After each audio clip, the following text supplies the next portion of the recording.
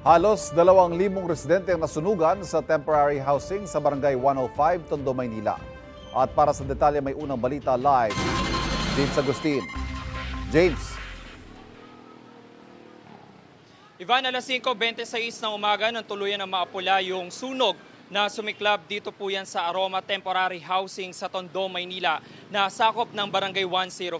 Naging pahirapan, Ivan, yung naging operasyon ng Bureau of Fire Protection dahil bukod doon sa makitid na kalsada papasok sa residential area ay naubusan pa ng tubig ang mga fire truck.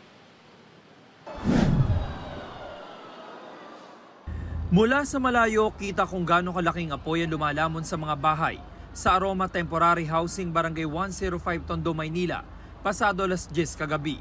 Mabilis kumalat ang apoy, kaya iniakyat ng Bureau of Fire Protection ang ikalimang alarma. Nasa 74 na fire truck nilahat ng volunteers ang rumisponde. Ang ilang bumbero pumesto na sa bubong para malapit ang makapagbuga ng tubig. Pagpasok sa residential area, sumalubong ang nagangalit na apoy. Gumapang ito mula sa Building 29 na 30 hanggang sa mga katabi pa nitong gusali. Kabilang itong Building 31 na 32 dito sa Aroma Temporary Housing sa naapektuhan ng sunog dito sa Tondo, Maynila. At kitang-kita yung lawak ng pinsala at sa laki nga ng apoy ay bumagsak na yung bubong nito magkatabing gusali.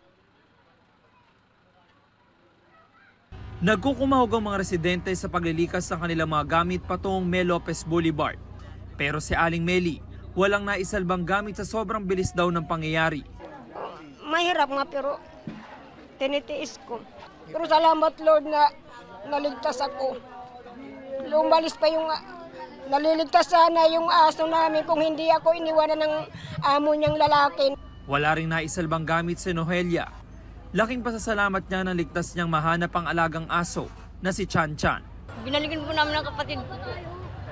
Saan niyo siya nakita? Doon po sa mga sa bato po nakatago. Si Ani naman tumalon mula sa bintana ng kanilang bahay para makaligtas.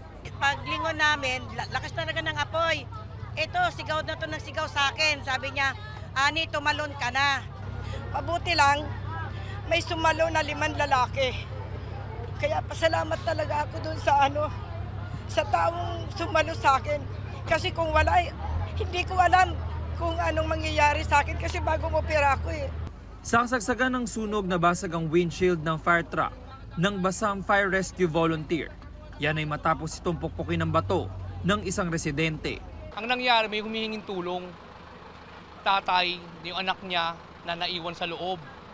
So, ginagawa namin ng paraan para maligtas yung tao at mapatay agad yung sunog. Akala niya hindi kami gumagawa ng paraan. Sa inis niya, pinukpok niya ng bato. Bago mag-alauna na madaling araw na idineklara ang fire under control. Ayon sa BFP, umabot sa 200 bahay sa 4 na temporary housing building ang nasunog. Naapektuhan ng 600 pamilya, katumbas ng 1,800 na individual. Inalam pa raw ng BFP ang sanhi ng apoy na nagsimula sa Building 29. Lugar natin masikip. Ang makakapasok lang is yung mga pumper natin. Kaso ang problema, mga tao din naglalabasan, di rin makapasok lahat. Mahirap yung water, mahina, kaya medyo natagalan. Kaya tinaas din yung alarma para madagdagan din yung source ng water natin.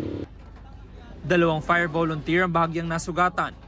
Sa pagtataya ng BFP, umabot sa 6.5 million pesos ang inisyal na halaga ng pinsala sa ari-arian.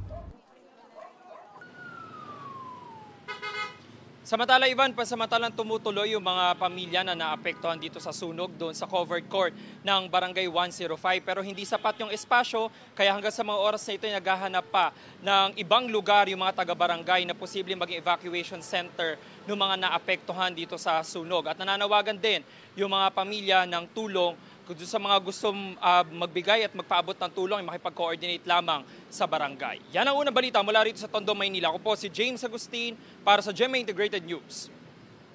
Kapuso, para laging una ka sa mga balita, bisitahin at mag-subscribe sa GMA Integrated News sa YouTube. Sa mga kapuso abroad, samahan nyo kami sa GMA Pinoy TV at sa www.gmanews.tv.